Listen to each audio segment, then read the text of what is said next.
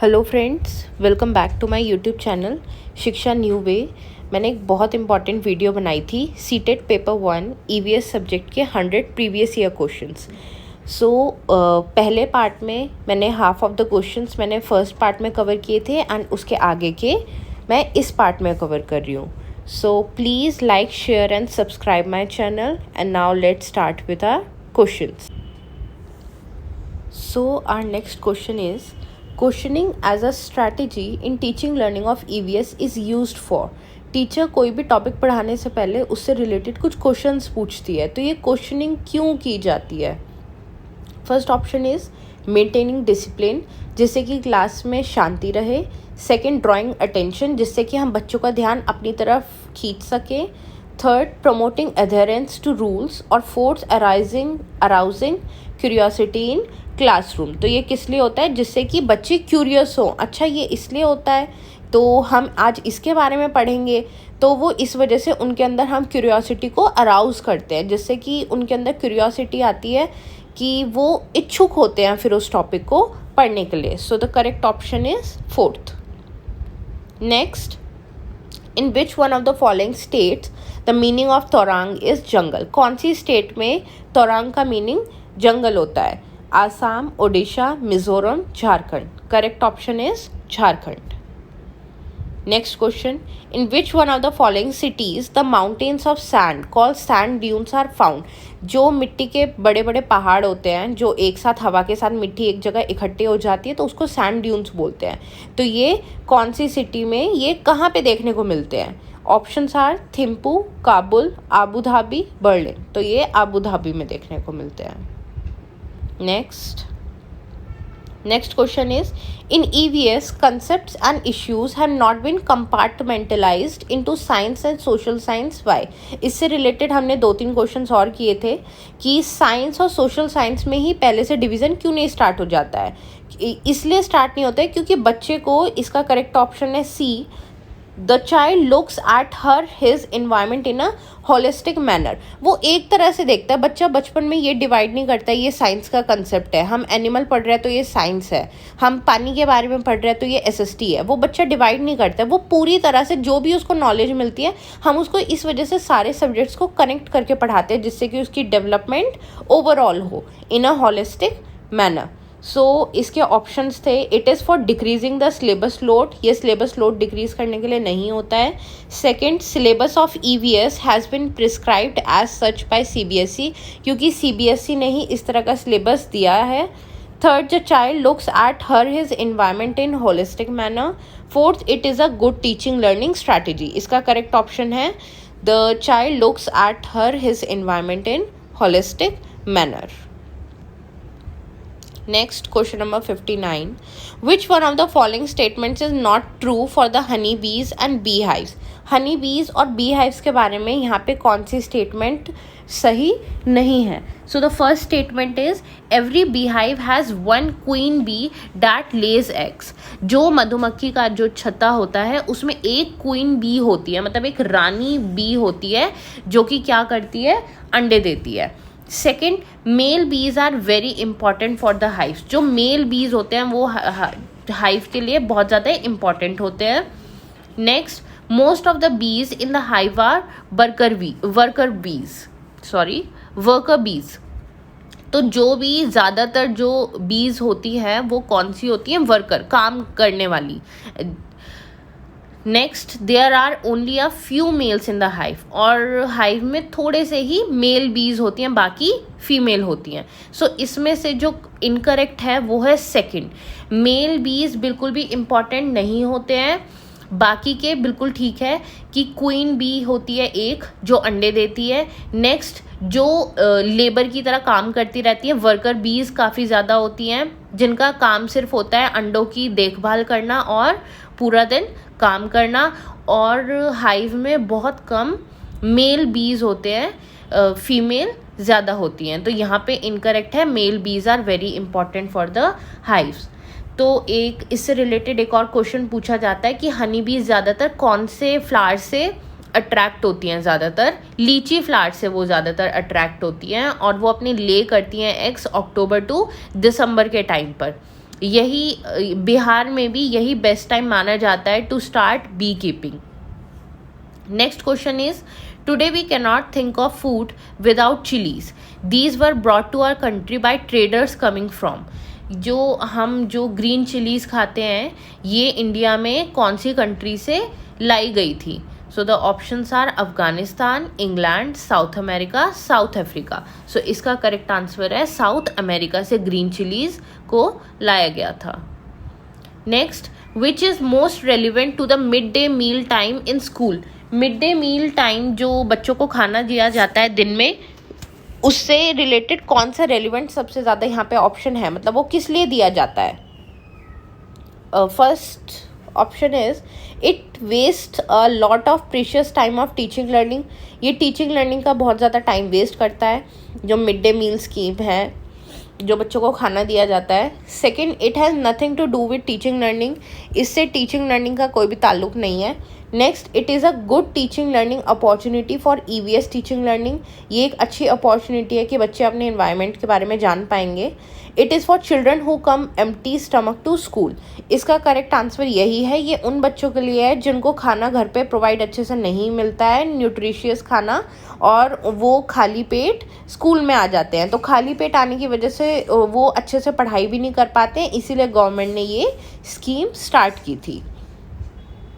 Next question, what is the full form of BALA. BALA की full form क्या है? Braille aided learning assessment, brain aided learning assessment, braille as learning aid, या building as learning aid. इसकी full form है building as learning aid. मतलब building को एक learning add की तरह साथ में लेना, मतलब लर्निंग में सहायक. Next question, what do alternative frameworks mean. Alternative framework का क्या मतलब होता है? All ideas that are firmly held by children. जो बच्चों के मन में आइडियाज़ आते हैं वो. Next, text book explanation of various physical phenomena. जो टेक्स्ट बुक में एक्सप्लेनेशन होती है, किसी भी चीज़ के रीजंस लिखे होते हैं कि ऐसा इस वजह से होता है.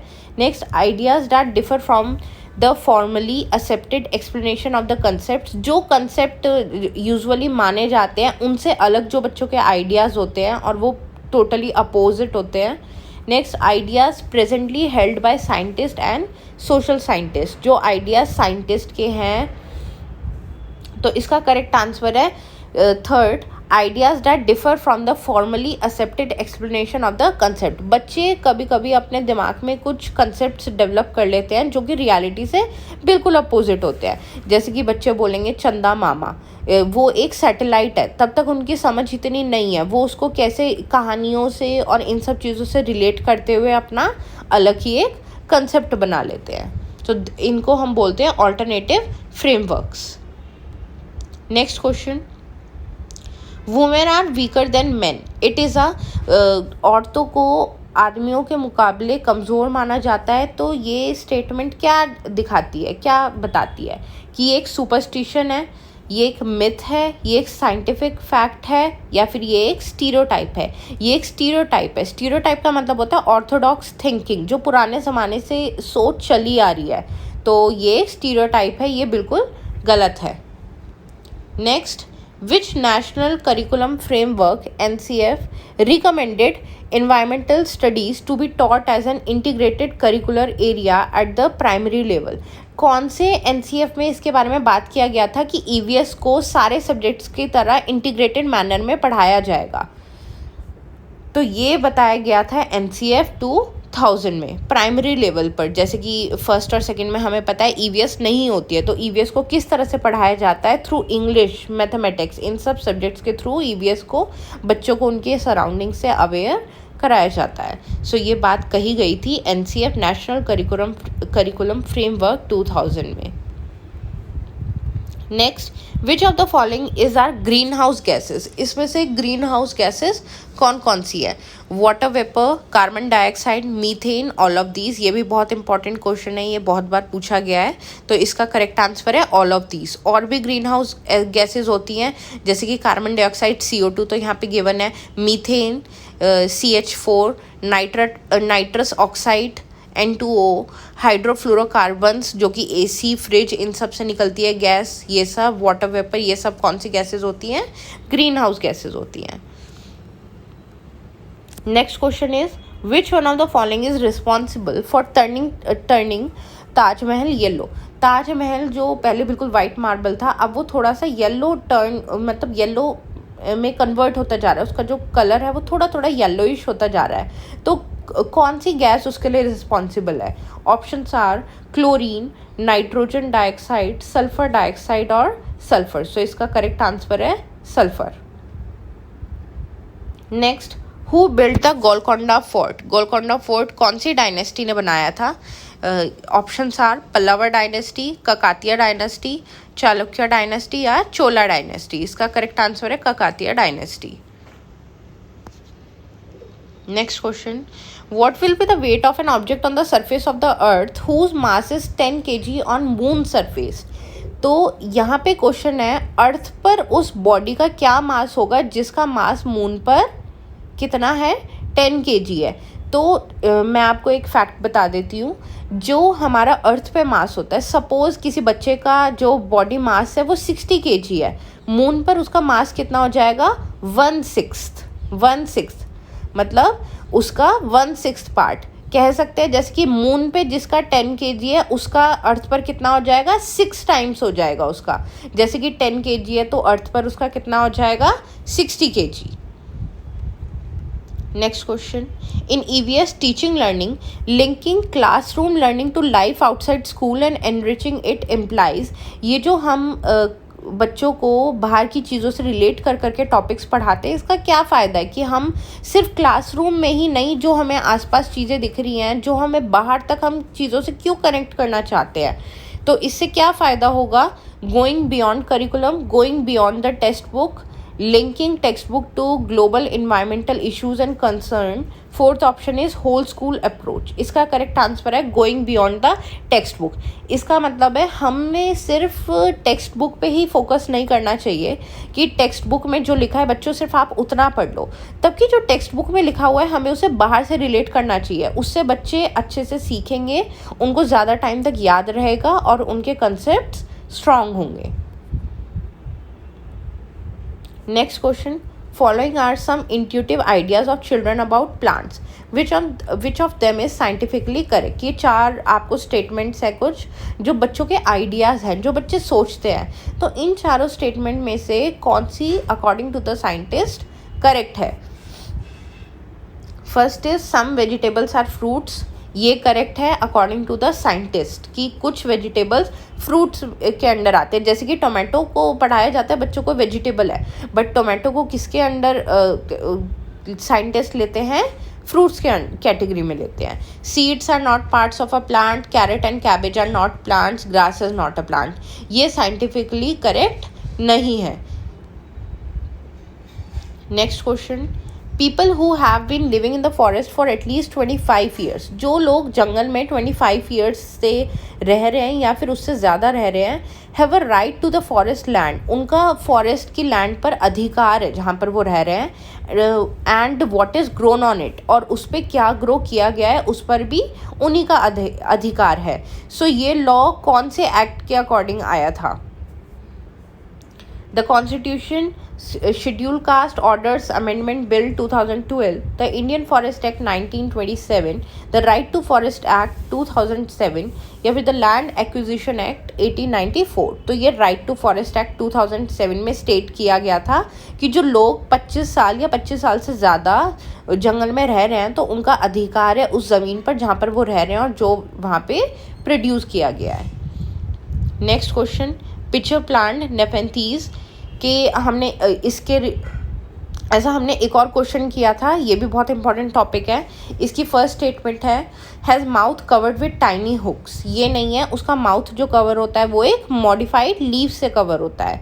Next is not found in India. ये स्टेटमेंट भी गलत है, इंडिया में वो मेघालय में पाया जाता है। Third, cleverly traps and eat frog insects and mice. ये बिल्कुल करेक्ट है। वो एक ऐसी स्मेल को एमिट करता है जिससे कि उसकी तरफ इंसेक्ट, फ्रॉग, ये सब माउस वगैरह अट्रैक्ट होते हैं और वो उनको धोखे से खा लेता है। Last statement, emit sound of high pitch to attract student, वो किसी तरह की साउंड एमिट नहीं करता है, वो एक तरह की गुड स्मेल को एमिट करता है. Next, which of the following birds make its nest among the thorns of a cactus plant, इनमें से कौन सी बर्ड अपना जो घोंसला बनाती है वो कैक्टस प्लांट के कांटों के बीच में बनाती है? Sun bird, weaver bird, robin bird या फिर डव? इसका करेक्ट आंसर है dove. Next, read the following description of an animal and identify it. यहाँ पे आपको एक एनिमल का डिस्क्रिप्शन दिया हुआ है और उस डिस्क्रिप्शन को पढ़ के आपको पता लगाना है कि ये कौन से एनिमल का है. It looks like a bear but it is not, वो एक भालू की तरह दिखता है पर वो ऐसा है नहीं. It spends almost 17 hours a day sleeping while hanging upside down on a tree branch. वो दिन में 24 घंटे में से 17 घंटे अपने सोने में बिताता है, वो भी उल्टा लटक कर, जैसे उसका सर नीचे है और पैर ऊपर है. It eats the leaves of the same tree on which it lives. वो जिस पेड़ पर रहता है वो उसी के लीव्स खाता रहता है. और it lives for about 40 years, वो 40 ईयर्स तक रहता है. तो ये है इसका करेक्ट आंसर है स्लॉथ. स्लॉथ एक एनिमल होता है जो अपना आधे से ज़्यादा ज़िंदगी जो होती है वो सोते हुए बिताता है और वो उसी पेड़ की पत्तियां खाता रहता है. जैसे ही उस पेड़ की पत्तियां ख़त्म हो जाती है तो वो बहुत धीरे धीरे, वो बहुत स्लो चलता है, वो दूसरे पेड़ पर पहुंच जाता है. Next question, have you ever seen animals around your house or school that have small babies? You write their names in the notebook. कौन सी स्किल को प्रोसेस करना चाह रही है teacher? Classification and discussion, hypothesis and experimentation, concern for justice और observation and recording. यहाँ पे teacher ने पहले बच्चों से पूछा क्या आपने एनिमल्स को देखा है अपने घर या स्कूल के आसपास जिनके साथ छोटे छोटे बच्चे होते हैं, तो उनके नेम्स आपको नोटबुक में लिखने हैं. तो सबसे पहले बच्चों को उसने क्या करने के लिए बोला है? ऑब्जर्व करने के लिए बोला है, मतलब उसको देखना है, ऑब्जर्व करना है चीज़ों को कि ये कौन सा एनिमल है, फिर उसको रिकॉर्ड करना है. So the correct answer is observation and recording. Next question, glass jars and bottles are dried well in the sun before filling them with pickles. Why is it so? जो कांच के jars और bottles होते हैं जिनमें हम jam और अचार ये सब कुछ स्टोर करते हैं, तो अचार जैम ये सब कुछ उसमें डालने से पहले उनको धूप की रोशनी में सुखाया जाता है. किस वजह से ऐसा किया जाता है? टू इंक्रीज़ देयर टेम्परेचर, जिससे कि हम उन बॉटल और जार्स का टेम्परेचर बढ़ा सकें. To remove the dust from them, जिससे कि हम उनमें से डस्ट हटा सकें. To remove the moisture completely, जो उनमें मॉइस्चर रह जाता है वो हटा सकें. या फिर टू मेक पिकल्स टेस्टी, जिससे कि अचार टेस्टी हो जाए. तो करेक्ट आंसर है to remove the moisture completely.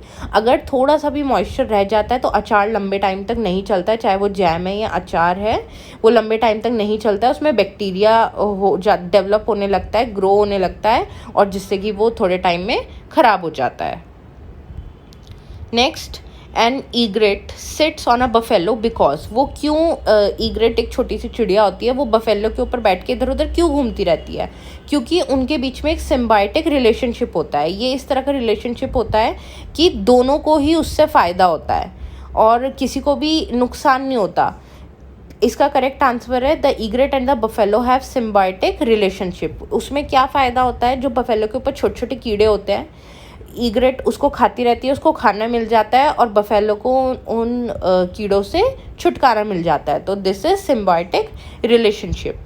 इसके जो ऑप्शंस हैं, जैसे कि वैसे मैं आपको करेक्ट बता चुकी हूँ, the egret and the buffalo have symbiotic relationship, but आप बाकी भी देख लीजिए. The egret sits on the buffalo for fun, वो मज़े के लिए तो नहीं बैठती है. Next, the buffalo helps in the transportation of the egret from one place to another, कि वो बफेलो उसको ट्रांसपोर्टेशन के लिए कि चलो मैं तुम्हें वहाँ छोड़ देती हूँ. Next, the egret wants to scare the buffalo. Egret जो होती है वो बफेलो को डराना चाहती है. ये तीनों ही जो स्टेटमेंट्स हैं वो बेसलेस हैं. So the correct is the egret and the buffalo have symbiotic relationship. Next, Warli is a traditional art form. The place Warli is in the state of. Warli एक तरह की आर्ट है, ये कौन सी स्टेट में की जाती है? महाराष्ट्र, उड़ीसा, राजस्थान, बिहार. सो the correct answer is Maharashtra. Which one of the following has the sense of hearing so sharp that it can make out the difference between the rustling of leaves and the sound of an animal moving on the grass? मतलब कौन से animal की इतनी जो hearing, जो उसकी power होती है, वो इतनी ज़्यादा सेंस ऑफ हियरिंग उसकी इतनी ज़्यादा शार्प होती है कि वो ये बता सकता है कि पत्तियाँ हवा से हिल रही है या फिर कोई एनिमल उस पर मूव कर रहा है, वो इस वजह से हिल रही है. तो किस एनिमल की होती है इतनी शार्प? टाइगर की होती है. टाइगर, वल्चर, डॉग, बियर, ये ऑप्शंस थे, तो tiger is the correct answer. Next question, question number 81. It is advise to put oil on stagnant water. Stagnant water होता है रुका हुआ पानी. To prevent breeding of mosquitoes. This is because, मतलब जो रुका हुआ पानी होता है, पहले तो पानी रुका हुआ आसपास होना नहीं चाहिए, बट जो रुका हुआ पानी होता है एडवाइस किया जाता है कि उसके ऊपर ऑयल डाल दिया जाए, जिससे कि मॉस्किटोज़ वहाँ पे ब्रीड ना करें. मतलब मॉस्किटोज़ वहाँ पे क्या ना करने पाए, अंडे ना दे पाए. ऐसा किस लिए, मतलब क्यों ऑयल ऐसा क्या कर देता है वहाँ पे? This is because oil cuts off oxygen supply, thereby stops the breeding of mosquitoes. Oil oxygen supply को काट देता है, जिससे कि मस्कीटोज को ऑक्सीजन नहीं मिलती और वो ब्रीड नहीं कर पाते. ये करेक्ट ऑप्शन है. Mosquitoes are repelled by oil, ऐसा कुछ नहीं है. Mosquitoes are killed by oil. ना तो ऑयल उनको रिपेल करता है ना मारता है. Mosquitoes get stuck in layer of oil, कि मच्छर वो ऑयल की लेयर में फंस जाते हैं, ऐसा भी नहीं है. Next question, which one of the following insects does not live together in a colony like Honey बीज. मतलब ग्रुप में पूरे कॉलोनी बना के हनी बीज की तरह कौन सा इंसेक्ट नहीं रहता है? Option are wasp, ant, termite, spider. Spider हमेशा अकेला रहता है, वो कभी भी ग्रुप, कॉलोनी इस तरह की फॉर्म नहीं करता है. तो correct answer is spider. Honey बीज ऑन द अदर हैंड वो तो पूरे ग्रुप में रहती हैं, और स्पाइडर बिल्कुल अकेला रहता है.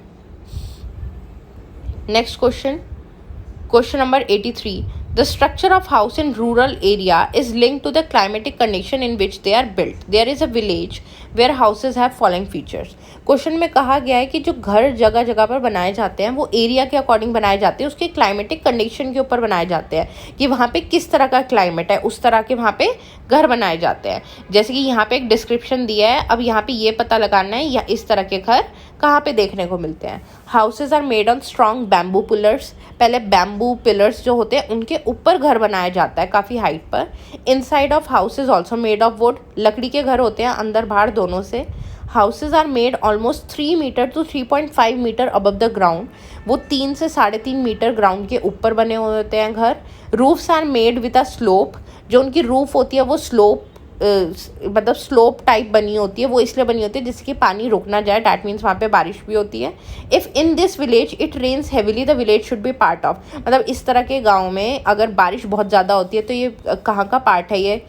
Next the options are Assam, Uttar Pradesh, Rajasthan, Bihar. Correct option is Assam. इस तरह के घर आसाम में देखने को मिलते हैं. वहाँ पे बारिश भी बहुत ज़्यादा होती है, इसी वजह से घर को ऊपर बनाया जाता है, फ्लड आ जाए इस वजह से. और उसकी रूफ्स भी स्लोपी होती हैं. Next, Kurukh is a language of the people of. ये कहाँ की लैंग्वेज है, मतलब कौन से लोगों की लैंग्वेज है ये? Options are Mizoram, Manipur, Arunachal Pradesh, Jharkhand. So the correct answer is Jharkhand. Next, stories are an important aspect of teaching learning EVS in primary classes. मतलब स्टोरी एक बहुत इंपॉर्टेंट रोल प्ले करती है. हम अगर बच्चों को कोई कंसेप्ट स्टोरी के थ्रू समझाते हैं तो वो काफ़ी टाइम तक याद भी रखते हैं, उनके लिए इंटरेस्टिंग भी बन जाता है और वो अपनी लाइफ से रिलेट भी करते हैं. Next, which one of the following is least appropriate reason for including story telling as pedagogy. तो यहाँ पे सबसे लीस्ट अप्रोप्रिएट, मतलब जो कम से कम अप्रोप्रिएट है, कौन सा रीज़न है स्टोरी को इंक्लूड करने का? First option is stories include experiences of the people. ये तो बिल्कुल ठीक है, बच्चे अपने एक्सपीरियंस से रिलेट करते हैं, अरे ऐसा तो हमारे साथ भी हुआ था. Next, stories cut across various subject areas. ये भी एक तरह से है उसका रीज़न कि उसमें काफ़ी सारे एरियाज़, जैसे कि कोई और पढ़ाई सब्जेक्ट है या कुछ भी है, उसमें काफ़ी सारे कंसेप्ट जुड़ जाते हैं. Stories help in class management. ज़रूरी नहीं है कि वो चुप रहने के लिए, बच्चों को डिसिप्लिन मेंटेन करने के लिए ही कराया जाए. Next, stories provide context to relate EVS concept. हाँ, हम स्टोरीज इसीलिए बताते हैं जिससे कि हम जो पढ़ाने वाले हैं उसको उससे रिलेट कर पाएँ. तो जो लीस्ट अप्रोप्रिएट रीज़न है वो है stories help in class management. Next question is the content and in an EVS text book should, मतलब कंटेंट जो होता है टेक्स्ट बुक में वो किस तरह का होना चाहिए. अवॉइड डिस्क्रिप्शंस एंड डेफिनेशंस, मतलब डेफिनेशन कम से कम होनी चाहिए. बच्चे को अपनी समझ से समझना चाहिए, जो भी अपने दिमाग से रटना नहीं चाहिए. डिस्करेज रोट लर्निंग को डिस्करेज करना चाहिए, मतलब रट्टा नहीं मारना चाहिए. Provide opportunities to the child to question and explore, opportunities बच्चे को ज़्यादा से ज़्यादा पहुँचानी चाहिए जिससे कि वो एक्सप्लोर कर पाए. Given only written information to child, सिर्फ लिखे हुए इन्फॉर्मेशन ही बच्चों को प्रोवाइड करनी चाहिए. सो टेक्स्ट बुक को क्या क्या इंक्लूड करनी चाहिए? First A, B and C. Description और डेफिनेशन को ज़्यादा ज़्यादा अवॉइड करनी चाहिए. बच्चों को स्टोरीज़ के थ्रू कंसेप्ट मतलब समझाना चाहिए, उनको मेमोराइज नहीं कराना है, रटवाना नहीं है. डिस्करेज रोट लर्निंग, रट्टा नहीं लगवाना है. Provide opportunities to the child to question and explore, जिससे कि वो ज़्यादा ज़्यादा क्वेश्चन पूछे और अपने आसपास की सराउंडिंग्स को एक्सप्लोर करे. तो ये तीनों करेक्ट हैं. So the correct option are A, B and C.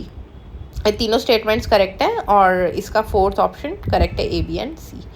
Next, the nature of environment studies does not advocate that, मतलब नेचर ऑफ एनवायरमेंट क्या सपोर्ट नहीं करता है. चिल्ड्रन मेक फ्यूअर मिस्टेक्स, कि चिल्ड्रन कम से कम मिस्टेक्स करे.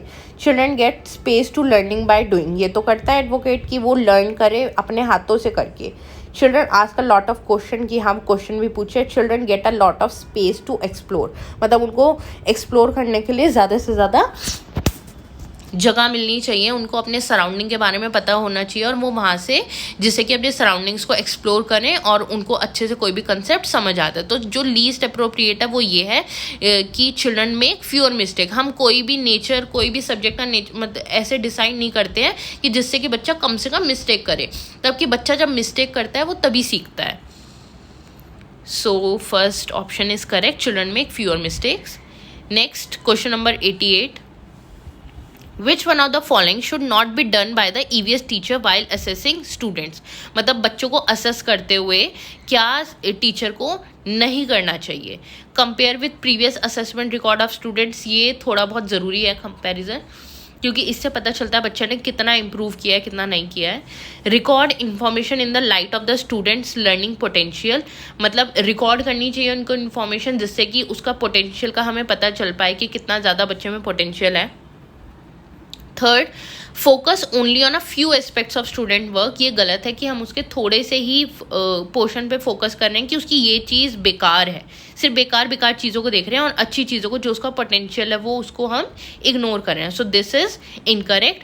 Right qualitative statements about student work, उनके बारे में हमें क्वालिटेटिव स्टेटमेंट को भी लिखना चाहिए. हाँ, बच्चा इस चीज़ में अच्छा है, इस चीज़ में बेकार है, इस तरह से.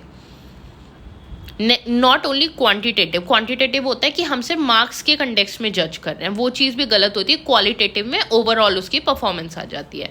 सो C is correct answer according to this question. Focus only on a few aspect of student work, ये हमें बिल्कुल भी किसी भी EVS टीचर को नहीं करना चाहिए. Next, which one of the following places in our country is a cold desert. Cold desert कौन सी कंट्री को, मतलब which one of the following places in our country, हमारी कंट्री में कौन सी प्लेस को कोल्ड डेजर्ट भी बोला जाता है? वो बोला जाता है लद्दाख को. लद्दाख को कोल्ड डेजर्ट भी बोला जाता है. Next question, which one of the following matches is not a correct way of food preservation. Food preservation होता है कि हम खाने को काफ़ी लंबे टाइम तक बचा सके. अब जैसे कि मैंगो है, मैंगो को हम सिर्फ समर सीजन में आता है, विंटर सीजन तक जिन लोगों को पसंद है वो उसको किसी तरह से प्रिजर्व करके रखना चाहते हैं, लाइक बचा के रखना चाहते हैं कि जब मार्केट में अवेलेबल ना हो हम उसको तब भी खा पाए. तो वो उसको कैसे प्रिजर्व करते हैं? तो फूड प्रिजर्वेशन ये होती है कि उसको अचार की फॉर्म में, आम पापड़ की फॉर्म में, इन सब चीज़ों में प्रिजर्व करते हैं. तो अब देखते हैं इनमें से कौन सा करेक्ट कॉम्बिनेशन नहीं है. पोटैटो को चिप्स की फॉर्म में कंजर्व किया जा सकता है, बिल्कुल ठीक है. नेक्स्ट, मिल्क को पनीर की तरह किया जा सकता है, नहीं, क्योंकि मिल्क एक पेरिशेबल गुड है, वो जल्दी ख़राब हो जाता है और उससे बना हुआ पनीर भी ज़्यादा लंबे टाइम तक नहीं चल सकता, इसलिए वो भी ख़राब हो सकता है. आप उसको लंबे टाइम तक प्रिजर्व नहीं किया जा सकता है. एप्पल जैम की फॉर्म में प्रिजर्व किया जा सकता है एंड रॉ मैंगो पिकल की फॉर्म में. ये सिर्फ मिल्क और पनीर वाला ऑप्शन ही करेक्ट वे नहीं है of food preservation. Next question. Neeta goes to Andhra Pradesh and she purchases 2 sarees which are exclusively made there, मतलब वो आंध्र प्रदेश जाती है, वहाँ पे 2 साड़ियाँ खरीदती है जो सिर्फ वहीं पर बनती हैं, काफ़ी हद तक वहीं पर बनती हैं. व्हाट आर दे कॉल्ड, मतलब कौन सा डिज़ाइन होगा वहाँ पे, ऐसा कौन सा पैटर्न होगा सिर्फ वहाँ का जो फेमस है. तो आपको ये आर्ट्स के नाम भी पता होने चाहिए, जैसे कि हमने पहले भी कुछ क्वेश्चन में किए थे और मैंने आपको बाकी भी आर्ट्स के नाम बताए थे according to the states. So options are Pochampally and Kalamkari, Pochampally and Kanjeevaram, Kalamkari and Chanderi, Kalamkari and Kantha. तो आंध्र प्रदेश में पोचमपल्ली एंड कलमकारी, ये दोनों बहुत ज़्यादा फेमस है वहाँ की art. Next, which one of the following diseases may be caused by stagnant water, रुके हुए पानी से किस तरह की बीमारी हो सकती है. Malaria, polio, pneumonia, chicken pox. तो मलेरिया हो सकती है बिकॉज रुके हुए पानी पे मच्छर ब्रीड करते हैं, मस्कीटोज ब्रीड करते हैं, और मस्कीटोज से कौन सी बीमारियाँ फैलती हैं, मलेरिया जैसी. और पोलियो, निमोनिया, चिकन पॉक्स ये होती है वायरस से. Next, question number 93, which of the following makes a correct pair. यहाँ पे कौन सा करेक्ट पेयर बना रहा है, मतलब ये डांस फॉर्म्स हैं पर्टिकुलर स्टेट के. तो Assam Bihu, yes Bihu dance form है आसाम का, उड़ीसा का भारतनाट्यम, तमिलनाडु का लावनी, कर्नाटका का कथक. बाकी के तीनों ये गलत है. और आपको बाकी भी डांस पता होने चाहिए जो पर्टिकुलर स्टेट के हैं, जैसे भरतनाट्यम कहाँ का है, तमिलनाडु. कुचिपुड़ी आंध्र प्रदेश का है, और कथकली केरला का है, गरबा गुजरात का है, लावनी महाराष्ट्र का है. और तो इससे भी आपको पता होने चाहिए. बाकी भी क्वेश्चन आगे पीछे से मतलब आ सकता है, ज़रूरी नहीं है कि हर बार यही क्वेश्चन आए.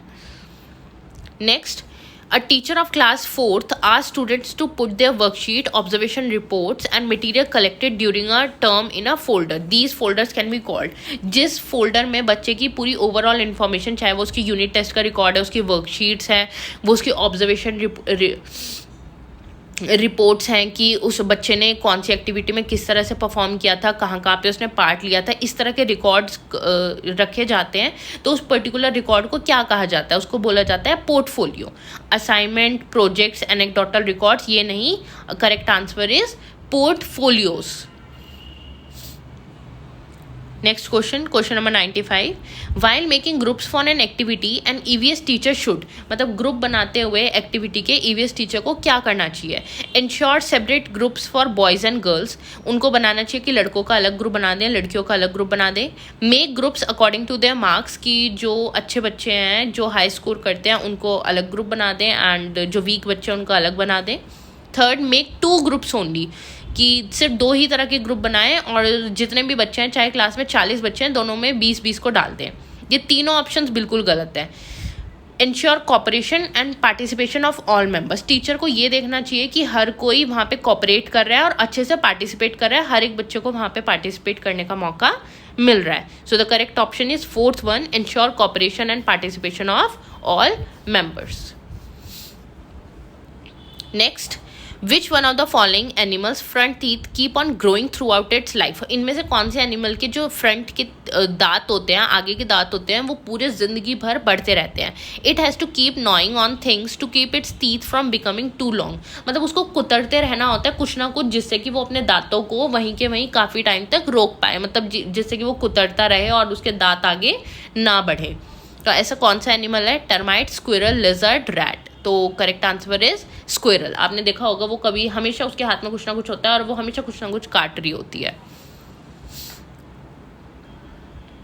Next, this plant has leaves which are used as vegetables, its seeds are used to produce oil, the plant is. यहाँ पे एक पर्टिकुलर प्लांट के बारे में बात की है कि इसके जो लीव्स हैं वो वेजिटेबल की तरह यूज़ किए जाते हैं, और इस प्लांट के जो सीड्स हैं उनसे ऑयल बनाया जाता है, उनसे ऑयल प्रोड्यूस किया जाता है. तो ऐसा कौन सा प्लांट है, spinach, coconut, cabbage, mustard. Mustard होता है, क्या होता है, सरसों.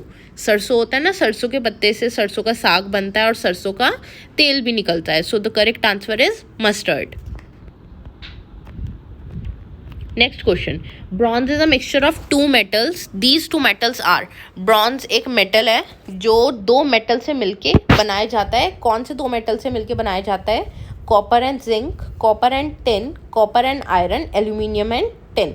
Correct option is, correct answer is copper and tin. ये कॉपर और टिन को मिलाकर ब्रॉन्ज बनाया जाता है. Next question is, desert oak is a tree whose roots go deep into the ground till they reach water, मतलब desert oak एक tree है जिसकी रूट्स तब तक गहराई में ग्राउंड के जाती रहती है जब तक उनको पानी नहीं मिल जाता. The depth of these root is nearly 30 times the height of the tree, मतलब जो इसकी रूट्स हैं वो उससे 30 गुना ज़्यादा, मतलब 30 टाइम्स, जैसे कि उसकी हाइट जितनी भी है 4 मीटर 5 मीटर, उससे 30 गुना ज़्यादा उसकी रूट्स लंबी होती हैं. तो ये ट्री कहाँ पे पाया जाता है? Rajasthan, Abu Dhabi, Australia, Russia. So the correct answer is Australia. ये वाला पेड़ ऑस्ट्रेलिया में पाया जाता है. Next question, abbreviation EVS stand for. हम सब्जेक्ट को इसी तरह से बोलते हैं EVS, शॉर्ट फॉर्म उसकी. तो इसकी फुल फॉर्म क्या है? Environmental skills, environmental science, environmental sources, environmental studies. तो इसकी फुल फॉर्म है environmental studies. Correct option is fourth, environmental studies. So ये वीडियो 2 पार्ट्स में कंप्लीट हो गई है. मैंने आपको 100 previous year questions of EVS seated paper 1 के प्रोवाइड किए हैं. एंड ये आपको साथ ये बहुत हेल्प करेंगे आपको एग्ज़ाम में, क्योंकि प्रीवियस ईयर क्वेश्चंस बहुत ज़्यादा रिपीट होते हैं. और अगर आपकी कोई भी क्वेरी है तो आप प्लीज़ मुझे कमेंट सेक्शन में लिखकर बता सकते हैं. अगर आपको कोई क्वेश्चन समझ नहीं आया या फिर मुझे दोबारा समझाना है या फिर आप किसी और तरह की वीडियो चाहते हैं. और प्लीज़ ऐसी ही बहुत सारी वीडियोस के लिए please subscribe my channel and like and share my videos. Thank you so much.